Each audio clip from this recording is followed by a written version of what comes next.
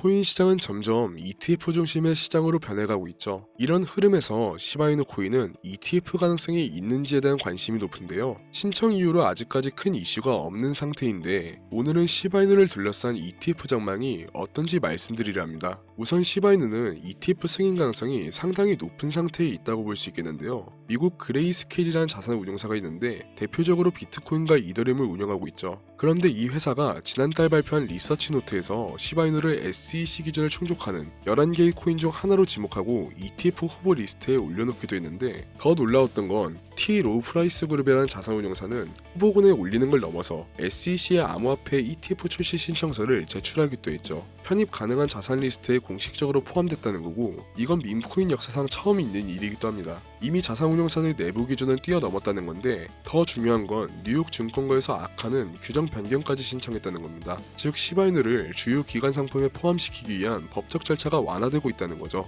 거기다가 일본도 지난달 시바이누를 공식 그린리스트에 등재하기도 했습니다. 이 그린리스트가 일본 금융청 감독 하에 만들어진 건데 여기에 포함되려면 유동성과 보안성 그리고 투명성까지 전부 입증해야 하죠. 일본 금융청은 신규 자산에 대해서 보수적인 편이라 까다로운 심사를 거치는데요. 지금까지 나온 수백 개의 코인들 중에서도 단 30개만 그린리스트에 포함될 만큼 엄격한 기준을 가지고 있죠. 따라서 일본 금융청을 통해 시바이누는 한 차례 더 기술력과 시장 가치를 입증받은 거기도 합니다. 그리고 이 그린리스트가 가져올 파급력은 생각보다 강한데요. 세율도 인하된다는 겁니다. 현재 일본은 암호화폐 수익에 대해서 55%의 세율을 적용하고 있는데 그린리스트에 편입된 자산에 한해서는 20%로 인하하는 방안을 추진 중이기 때문에 법안이 통과된다면 지금보다 더 활발한 거래량을 보일 수 있어 보입니다. 앞서 말씀드린 규모가 있는 자산 운용사 두 곳의 ETF 리스트에 편입된 점과 일본 금융청의 그린리스트 편입 이 세 가지가 동시에 진행되고 있다는 건 제도권 편입을 기다리는 자산인 거고 ETF 승인은 시간 문제라는 거죠.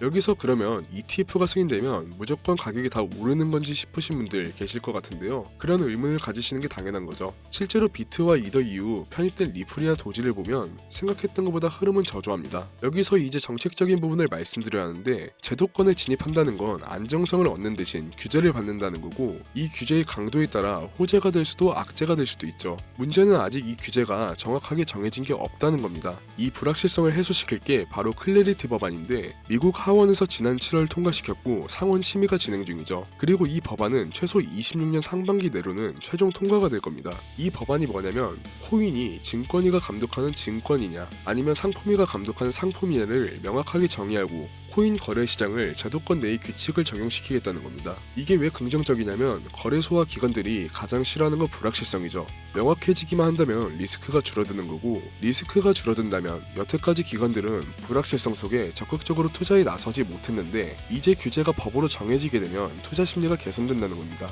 결국 이 법안은 제도권 자금이 코인 시장으로 흘려들어올 수 있게 하는 연결고리인 거죠. 그리고 아까 이 법안이 통과될 거라고 말씀드린 가장 큰 이유는 트럼프 대통령 때문이죠. 2기 집권에 들어서 스테이블 코인을 달러 패권의 도구로 사용하기 때문인데 전 세계 코인은 대부분 달러와 연동되어 있는 상태에서 무역이나 금융거래에서 달러는 지배적인 영향을 갖고 있죠. 자국 통화 대신 달러와 연동된 스테이블을 사용한다면 다른 나라는 자국 통화가 약해질 수밖에 없고 달러가 우위를 가져갈 수밖에 없기 때문에 코인파를 밀어줄 수밖에 없는 거고요. 달러 패권을 강화하기 위해선 법안도 빠르게 통과시키고 규제를 완성해야 하는 입장이 된 거죠. 그리고 이 법안이 나오는 시기에 시바이누 코인도 스테이블 코인이 출시될 텐데 낮은 수수료를 기반으로 강한 파급력을 보일 수 있겠죠. 이전 시바이누 팀이 발표한 내용을 보면 일시적으로 중단하고 필요성이 있을 때 다시 재개한다고 했는데 지금이 그 시점인 겁니다. 여기까지가 시장의 전망과 시바이누 코인에 대한 간략한 내용이었고요. 우리가 이 코인을 함께 가져가야만 하는 이유도 아셔야겠죠. 이전까지 코인은 그저 투기 수단에 불과했었고 지금은 금융시장에서 단순히 코인을 신규 자산 정도의 개념으로 생각하고 있는데요. 하지만 사실 신규 금융 인프라에 가깝습니다. 지금 코인이 성장할 수 있는 건 결제와 송금 같은 돈의 이동에 있는데요. 그 예시로 스테이블 코인의 성장세를 보시면 되는데 2025년을 기준으로 연간 전송 규모는 28조 달러에 달했고 비자와 마스터카드의 결제량을 추월했습니다.